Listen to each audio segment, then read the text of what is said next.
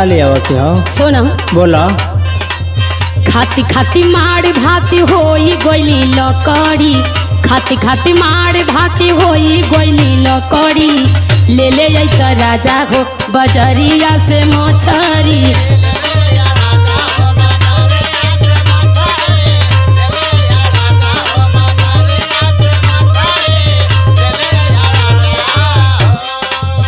कहाँ से मछली ले आई? तो के रोज रोज मछली चाहला?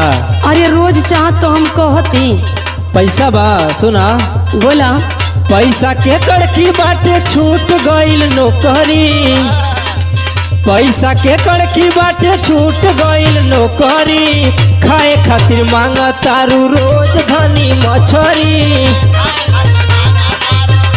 कोई लिया ना लेकिन कह दी हला।